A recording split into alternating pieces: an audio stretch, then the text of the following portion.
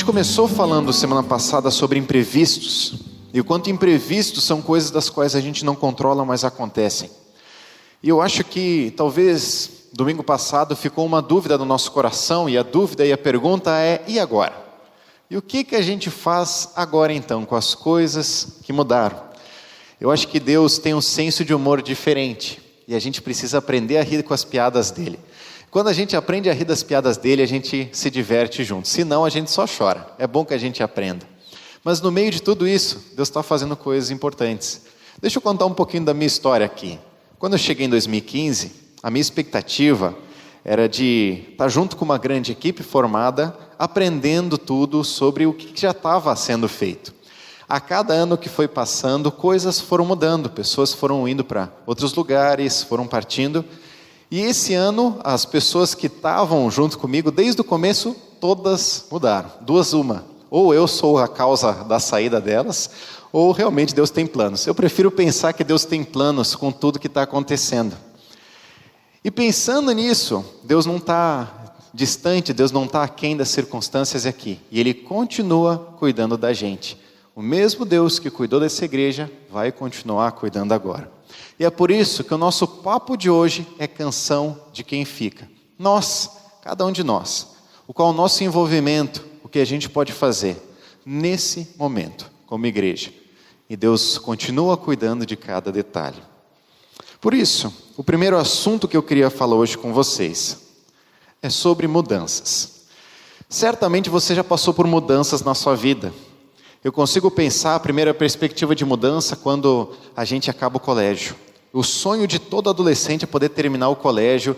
E eu lembro quando eu estava no terceiro ano, eu pensava: enfim, eu vou poder escolher o que eu quero estudar. Eu vou poder fazer as coisas que eu quero. Eu vou poder ser um grande artista, desenhista. Vou fazer isso, vou fazer aquilo. E aí quando você termina o colégio, você descobre que tem umas provas a mais para fazer. Elas não terminaram. E as provas são maiores ainda e mais difíceis. Quando você começa essas provas e começa a estudar tudo isso, você percebe que você não estuda só o que você gostaria. E até você trabalhar na profissão que você gostaria, muitas coisas precisam ser aprendidas. Ou seja, a gente tem uma expectativa com essa mudança quando a gente vai terminar o colégio. E depois a gente descobre que a gente vai passar a vida inteira aprendendo coisas ainda. E como é importante a gente continuar estudando e tudo mais. Faz parte da vida. E quando a gente chega numa faculdade, continua estudando, e quando a gente chega no mercado de trabalho, a gente trabalha, mesmo que seja a função que a gente gosta, vai ter coisas que não são tão divertidas, e faz parte. Trabalho, dá trabalho, e faz parte, e ele tem o seu valor. Pensando nisso, segunda coisa que eu percebo: todo jovem que vai morar sozinho, ou que tem a sua vida independente, ou porque casou, ou porque está morando longe dos pais. E é muito engraçado essa dinâmica, porque você descobre rapidinho o jovem que ele mora com os pais, ou que mora sozinho já. Você descobre com uma coisa: lá em casa a gente tem um filtro. Quando o pessoal vem jantar lá em casa, vem todo mundo, tudo mais. Aí tem 2 ou 3 pessoas que vão direto para a louça. Eles lavam a louça e tudo mais, e depois dão um abraço e falam: eu sei como é que é. A gente tentou ajudar um pouquinho, eu sei. A gente descobre o que é ter que correr para casa porque as roupas estão no varal e vai chover. Porque a semana inteira estava frio, não dava, estava chovendo e tal, então era o momento para secar as roupas. A gente aprende coisas novas, a gente amadurece e faz parte. É um trabalho, são coisas diferentes. A gente descobre que a geladeira não enche sozinha e que tem que fazer várias coisas em casa. E a gente passa a valorizar muito mais nossas mães, nossos pais, que cuidaram tanto da gente. No meio de tudo isso, mudanças acontecem e elas nos permitem amadurecer.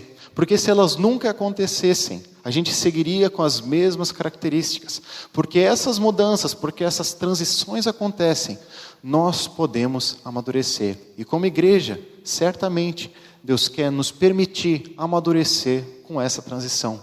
E mais um passo, o que Ele vai nos ensinar, o que Ele vai nos capacitar para aprender um pouquinho mais. Mudanças vêm dele e tem propósitos no meio de tudo isso. Por isso eu consigo pensar, talvez em uma das transições mais marcantes da Bíblia. Se você talvez não conhece muito bem a Bíblia, nunca estudou sobre ela, provavelmente você já escutou o nome desses personagens aqui. O primeiro personagem é Moisés. E o segundo personagem é Josué. E o que acontece naquele momento, em Josué capítulo 1, que eu queria te convidar a abrir a sua Bíblia também, é uma transição. Coisas passam a mudar no meio do povo. E quando as coisas passam a mudar no meio do povo, Deus começa a ensinar ao povo novas coisas. Deixa eu tentar te contextualizar um pouco em relação ao que está acontecendo aqui. A primeira circunstância é que Deus, muito antes, com Moisés, tinha prometido que Israel, aquele povo saído do Egito, ele ia tomar posse da terra de Canaã, a terra prometida. Então eles sabiam, todos aqueles filhos, a geração que viria, que aquela terra um dia seria deles. O que acontece é que quando eles chegam diante da terra, a terra já está ocupada. Então todo aquele sonho, expectativa, falar, agora o pessoal já chegou antes, o que a gente faz? O que acontece também é que eles tinham um líder muito forte. E quando a gente conhece esse líder muito forte, a gente vai ver um pouquinho mais sobre ele, a gente percebe quanto a transição precisava ser algo suave e precisava ser algo certeiro. Porque o povo precisava entender que Deus estava continuando a fazer as mesmas coisas que ele já estava fazendo, independente de quem estava ali. Uma terra prometida para conquistar e o líder deles saindo de cena. Coisas estavam mudando. E no meio dessas mudanças, o povo precisava aprender quem era Deus. O povo precisava amadurecer um pouquinho mais diante desse Deus. Entender que Deus estava cuidando ainda no meio desse momento. Olha comigo então, Josué, capítulo 1, versículo 1. O primeiro versículo que a gente pode ler ali.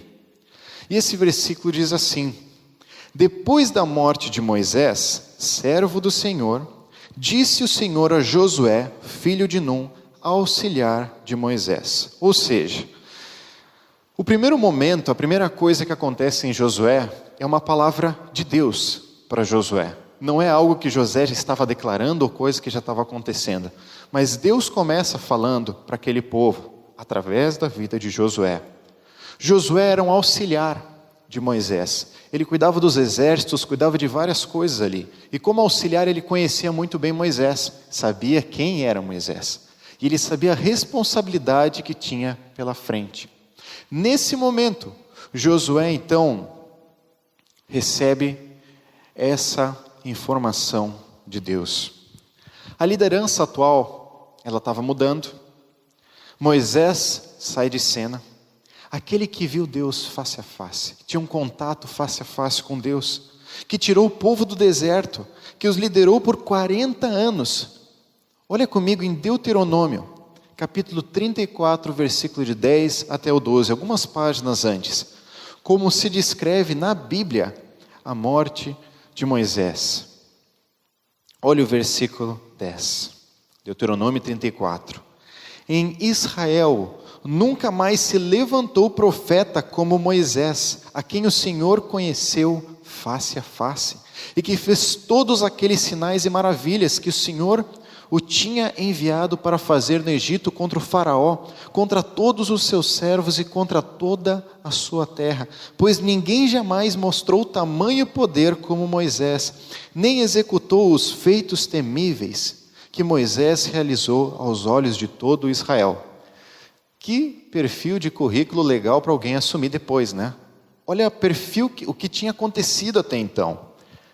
Se a gente vai voltando à história, Moisés era aquele que do cestinho foi adotado pela filha do faraó. E sendo adotado pela filha do faraó, ele é cuidado na sua infância e juventude como o filho do faraó. Ele abre mão de tudo isso e foge para o deserto. E quando volta, ele volta pela promessa que Deus tinha dado para ele, de que ele podia, através de Deus, libertar o povo daquela escravidão, que por tanto tempo eles já estavam enfrentando. Moisés chega lá, acontecem as 10 pragas, e o povo sai.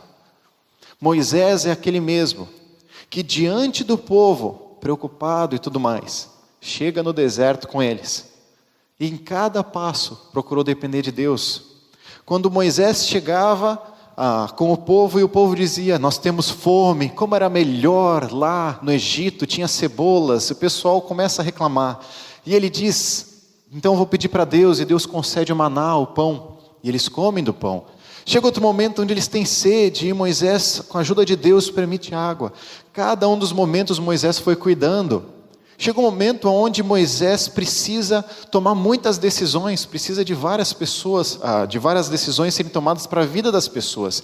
E ele elege junto com Arão alguns outros homens que pudessem ajudar as pessoas com conselhos e com novas ideias.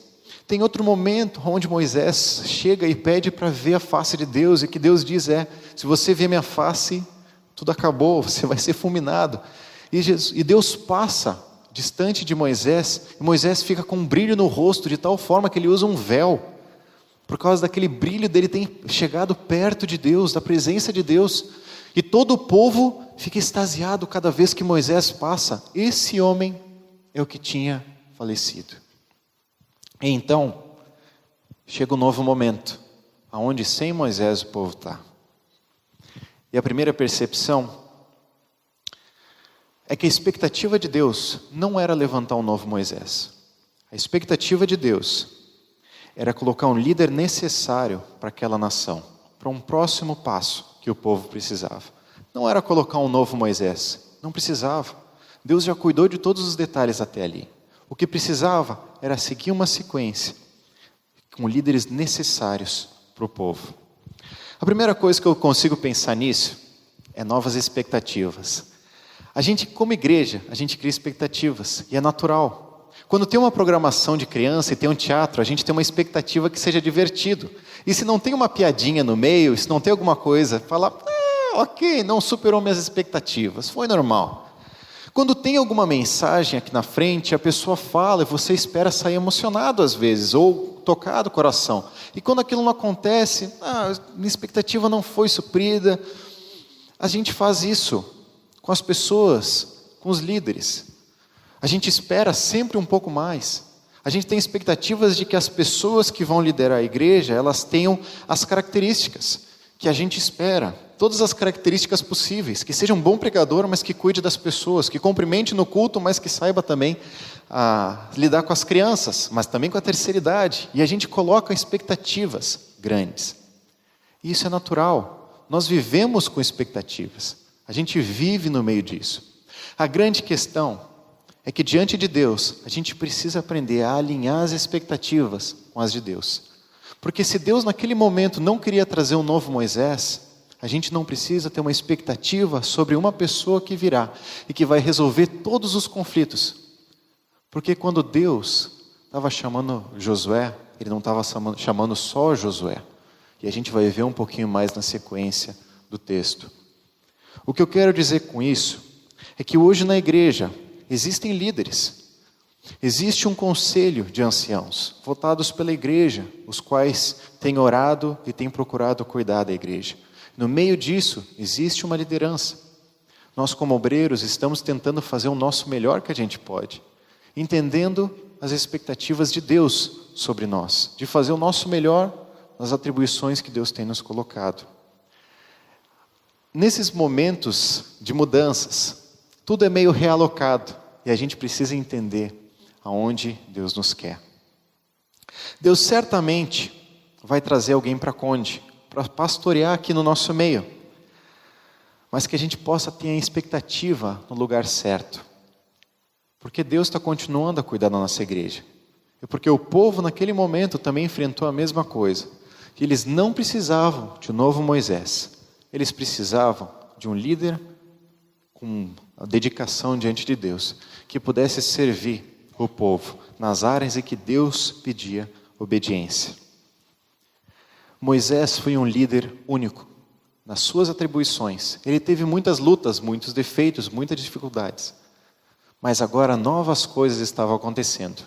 E era o mesmo Deus que estava cuidando de cada um deles. Chegamos então para o versículo 2 de Josué. E o versículo 2 então diz assim: Meu servo Moisés está morto.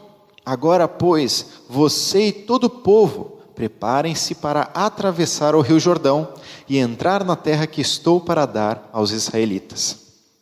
Para mim isso é muito profundo, porque quando eu penso um pouco na sequência lógica, O que Deus tinha pedido para Moisés era a mesma coisa que Deus estava pedindo para Josué.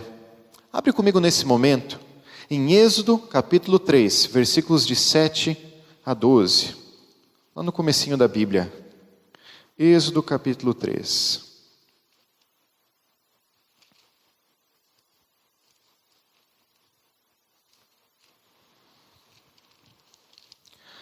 De 7 até o 12. Diz assim: Disse o Senhor: de fato tenho visto a opressão sobre o meu povo no Egito. Tenho escutado o seu clamor por causa dos seus feitores e sei quanto eles estão sofrendo. Por isso desci para livrá-los das mãos dos egípcios e tirá-los daqui para uma terra boa e vasta, onde manam leite e mel, a terra dos cananeus, dos hititas, dos amorreus, dos ferezeus, dos heveus e dos jebuseus. Pois agora o clamor dos israelitas chegou a mim, e tenho visto como os egípcios os oprimem. Vá, pois, agora, eu o envio ao faraó para tirar do Egito o meu povo, os israelitas. Moisés, porém, respondeu a Deus: quem sou eu para apresentar-me ao faraó e tirar os israelitas do Egito? Deus afirmou: eu estarei com você. Essa é a prova de que sou eu quem o envia. Quando você tirar o povo do Egito, vocês prestarão culto a Deus nesse monte. O que Deus está falando para Moisés, tanto tempo antes, existe uma terra que será um dia de vocês. Eu vou tirar vocês do Egito desse sofrimento e um dia vocês irão para lá. Eu é quem vou levar vocês lá. Quando Josué então chega à liderança, o que Deus fala para Josué: Josué, somente siga as minhas instruções. Me obedeça. O povo que saiu do Egito, agora do deserto, ele vai entrar lá na terra prometida, começando por atravessar o Jordão. Para a gente talvez isso não tenha um significado tão grande, mas a verdade é que o Jordão naquela época era um momento de enchentes, ou seja, tinha muita água.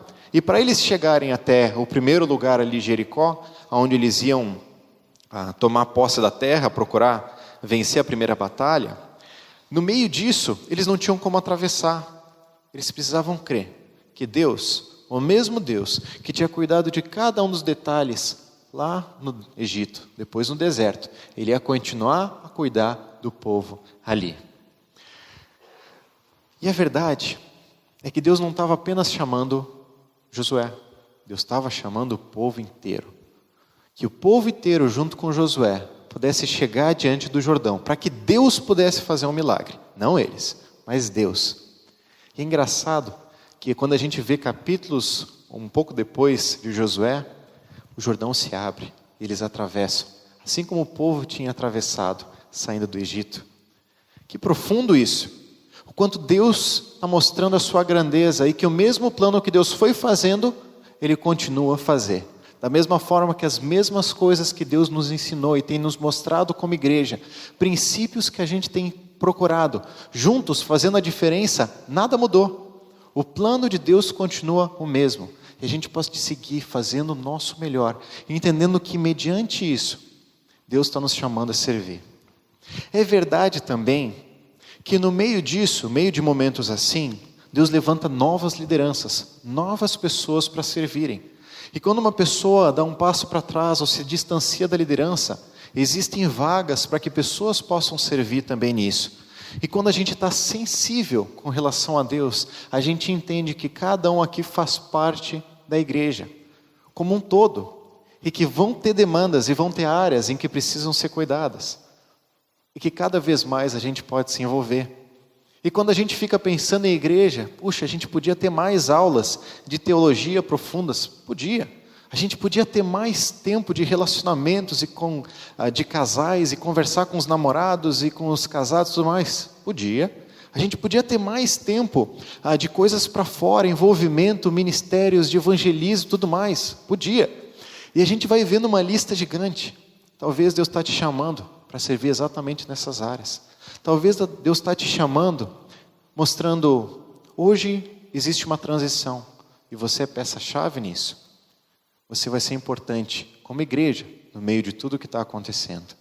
Sensibilidade, momentos de transição, são momentos de a gente dobrar os joelhos e entender o que Deus quer de cada um de nós. porque mais pessoas vão precisar ajudar, certamente.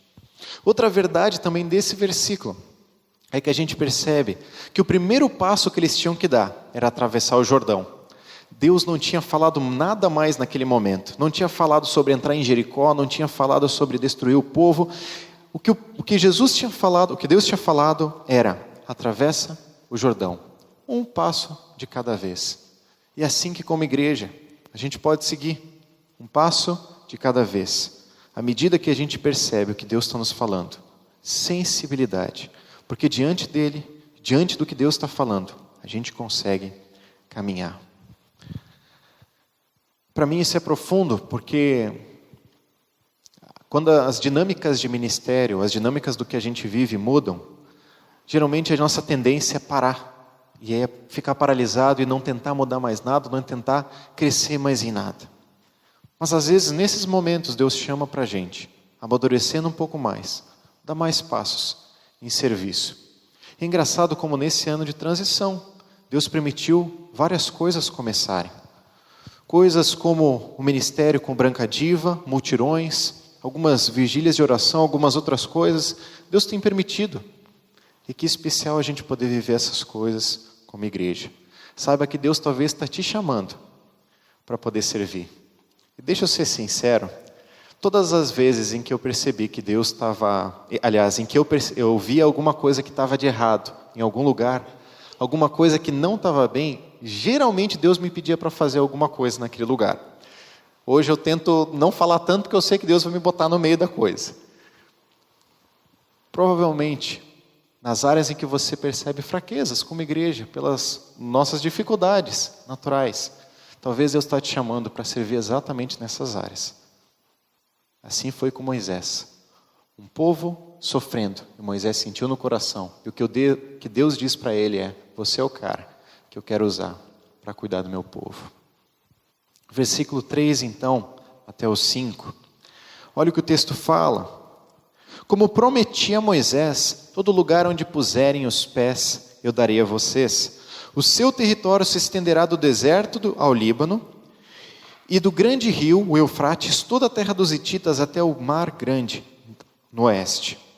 Ninguém conseguirá resistir a você todos os dias da sua vida. Assim como estive com Moisés, estarei com você, nunca o deixarei, nunca o abandonarei. O que a gente está lendo aqui são promessas que Deus fez para o povo de Israel naquele momento. Certamente não é em qualquer lugar que a gente pisar, vai ser nosso, porque essa promessa não foi feita para a gente.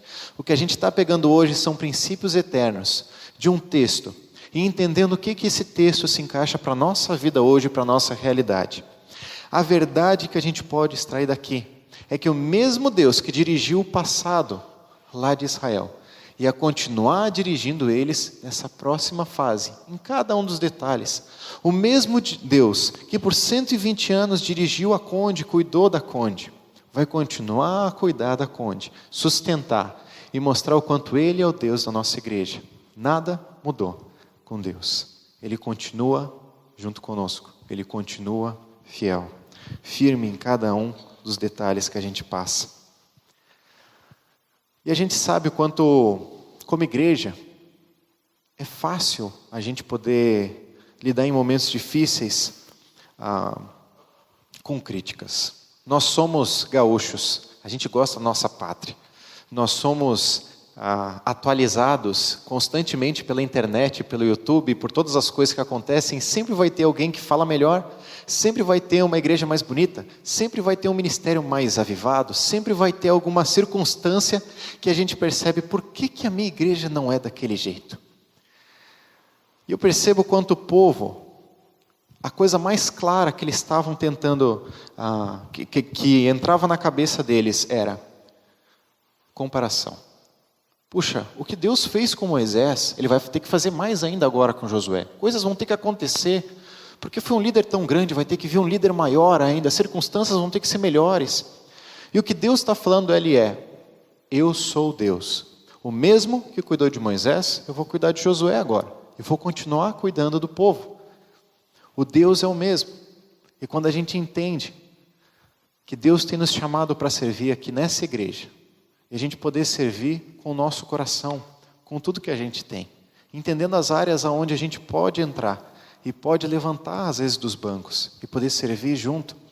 Deus nos permite novos passos, amadurecimento nosso como igreja, que já tem acontecido a cada dia mais. Eu posso dizer para vocês, eu nunca amadureci tanto quanto nesses 4 últimos anos. Eu fico pensando no que Deus quer pela frente, eu não sei ainda, mas no meio do sufoco, no meio dessas coisas, de sair da zona de conforto, Deus tem ensinado. E como é especial poder aprender o que Deus tem ensinado. E chegar em momentos onde a gente não tem as respostas, e a gente precisa chegar diante de Deus e falar: Deus, eu não sei o que falar, eu não sei o que fazer, mas o Senhor sabe. E como é especial isso para a gente. Semana passada, eu tive a oportunidade, não sei se é um privilégio, oportunidade, de fazer uma mensagem no primeiro enterro, que eu participei assim, ativamente. E para mim, acho que foi o dia onde eu mais orei, do começo ao fim. No meio de tudo que estava acontecendo ali, chegou um padre e ele começou a compartilhar sobre coisas que não são o que a gente crê, olhando para a Bíblia. E meu coração estava pesado de olhar e: Deus, eu sei que o Senhor quer que eu fale alguma coisa, mas eu não sei o que eu posso falar, eu não sei o que pode ajudar as pessoas, eu não sei o que fazer. E naquele momento, o que Deus me falou foi: faz o teu melhor. Permite que a minha palavra chegue ao coração de cada um ali. Eu compartilhei o Salmo 23.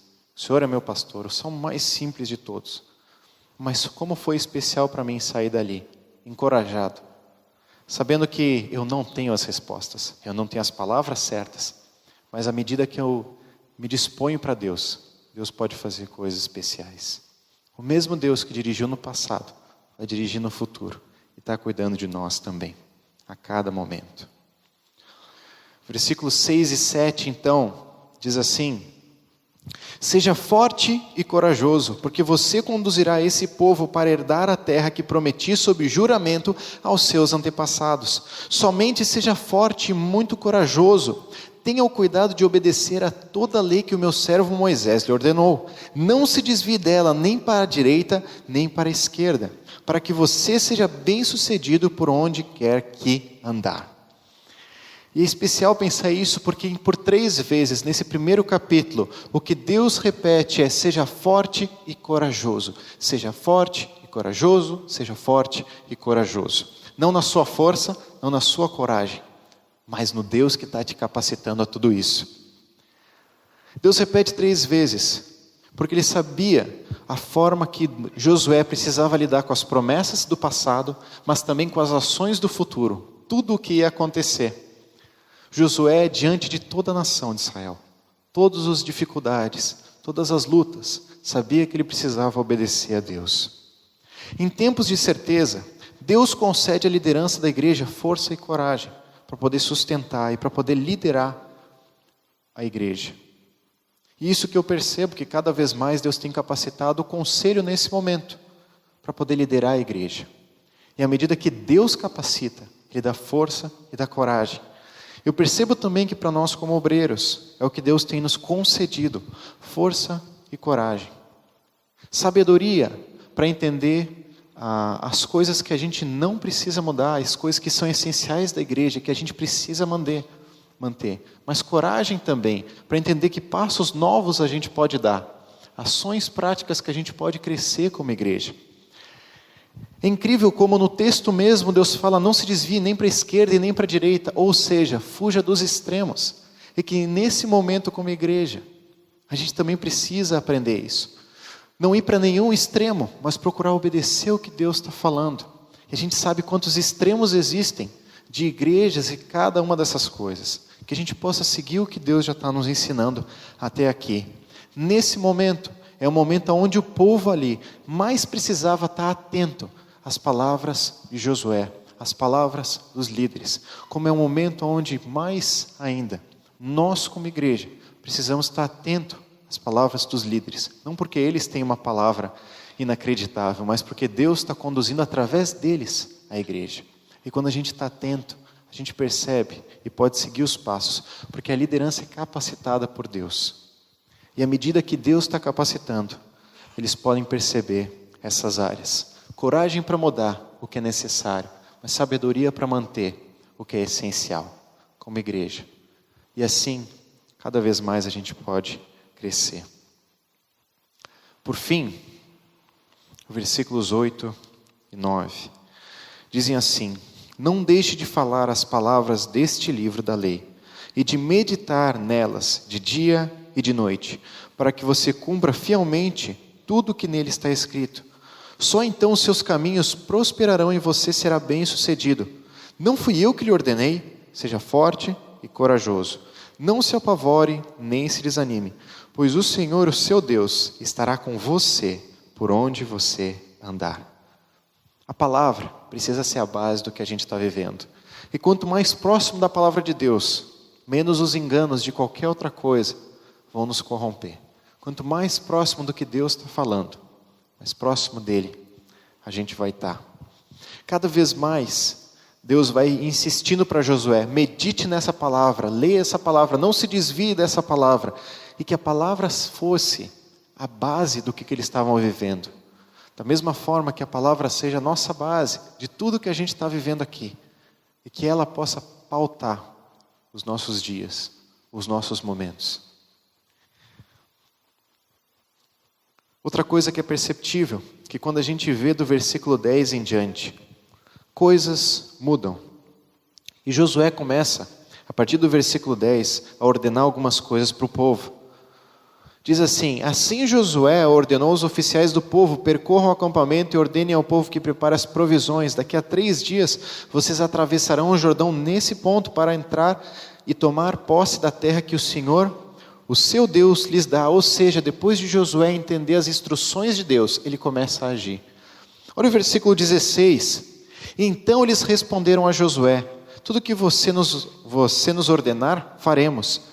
E aonde quer que nos enviar, iremos. Assim como obedecemos totalmente a Moisés, também obedeceremos a você. Somente que o Senhor, o seu Deus, seja com você como foi com Moisés.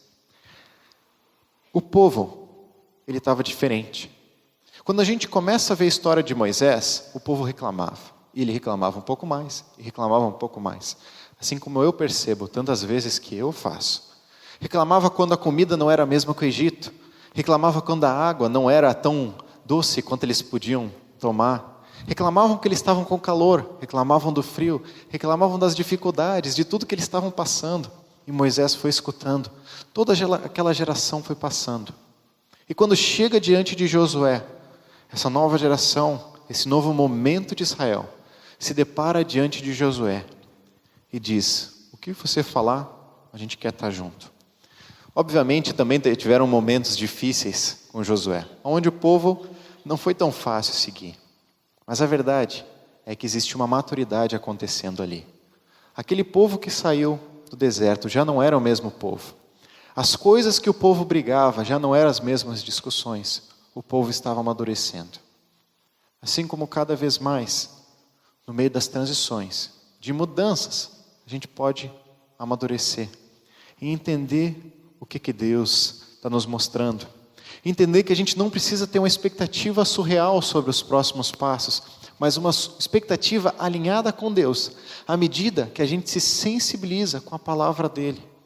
E entende que nós fazemos parte como igreja, juntos, para poder caminhar e para poder servir nas áreas em que a gente entende que precisam ser servidas. Cada vez mais juntos, a gente entende o que Deus está nos chamando a fazer. Por fim, semana passada a gente falou um pouco de um barco. Um barco onde tem tempestades. A gente pode escolher entrar no barco. A gente não pode escolher se vai ter tempestades ou não. E a grande verdade é que quem navega vai passar por tempestades. E o bom marinheiro é aquele que passa por tempestades. Já dizia a frase: mar calmo não faz bom marinheiro. Ele não aprende a lidar com os momentos difíceis. A gente falou de um barco com coisas imprevisíveis, com imprevistos. E a grande verdade é que um dia o conselho entrou nesse barco, topando servir a Deus, no meio dessa igreja aqui, chamada Igreja Batista Conde. e topou servir a essa comunidade aqui, para que cada um pudesse parecer mais com Jesus e para que a gente pudesse fazer discípulos, a começar por cada um aqui, se estendendo para a nossa cidade, para a nossa região. Da mesma forma, eu percebo que eu fui chamado por Deus para servir a Ele, nessa igreja aqui, nesse momento de transição, no senso de humor que só Deus tem. Eu entendo que Deus me chamou aqui. Sei da mesma forma, o Beto foi chamado para servir nessa igreja, cuidando da música, cuidando das áreas a quem Deus tem designado para ele. Da mesma forma que cada um dos líderes de ministério, líderes de grupo pequeno, que tem servido já ativamente na igreja, toparam entrar nesse mesmo barco, para poder servir e se envolver na igreja, poder ajudar uns aos outros. E por fim, todos nós estamos no mesmo barco. A gente não está em barcos diferentes. E percebo que cada vez mais essa é a expectativa de Deus. Que a gente não precise olhar um para o outro e falar, o conselho faz isso, ou os pastores, ou não, o pessoal faz isso, ou aquele grupo de pessoas, ou aquela idade faz isso. Não, a gente está no mesmo barco. Nós estamos juntos. Nós ainda estamos juntos. E dentro do barco, a gente ainda quer fazer a diferença. A gente ainda entende que Deus tem capacitado pessoas nessa igreja, e cada vez mais pessoas, para poder servir a Ele, e para poder, através desse barquinho chamado Conde, ser uma igreja relevante, no meio de uma cidade quebrada, que é Porto Alegre. Esse é o impacto que a gente precisa ter aqui como igreja. Ser uma igreja relevante para as pessoas que não conhecem Jesus ainda. E que cada vez mais a gente possa crescer nisso. Porque os planos de Deus, para nós, não mudaram. Eles continuam. E Deus vai usar pessoas, vai levantar pessoas, que a gente possa ter uma expectativa no coração, no lugar certo, entendendo que Deus vai fazer da forma que Ele quiser, o melhor jeito possível. E que quando Deus for dando os próximos passos para a gente como igreja, a gente entenda que é mais um passo de maturidade que a gente precisa dar. Em tempos de transição, Deus tem nos mostrado dependência. Que como liderança, a gente precisa se ajoelhar muito mais e orar pedindo ajuda para Deus. Em tempos de transição, Deus também nos pede disposição para poder servir nas áreas onde Ele tem nos convidado a se envolver. Eu posso dizer que nessas últimas semanas, principalmente semana passada e essa, foram tempos de profunda briga e discussão minha com Deus. Perguntando por que algumas coisas acontecem. E as respostas que Deus tem me dado desde lá, é a mesma resposta que Deus tem dado talvez para Josué. Ser forte e corajoso. Não temos, porque sou eu quem está fazendo. Faz o melhor nas áreas onde eu tenho te chamado. Na nova geração, os mais jovens. E entenda que eu vou estar sustentando a igreja, através de cada um dos líderes. É isso que Deus tem me trazido. E Deus tem me trazido paz ao coração, cada vez mais. Eu queria terminar essa mensagem com uma palavra de oração. E antes disso, antes de eu orar junto com vocês, eu queria te convidar a você, no silêncio do seu coração, se entregar diante de Deus e entender que áreas que a gente compartilhou hoje, talvez são propriamente para ti. E que coisas você está se sentindo desafiado a se envolver, a fazer, a amadurecer, a ser transformado por Jesus.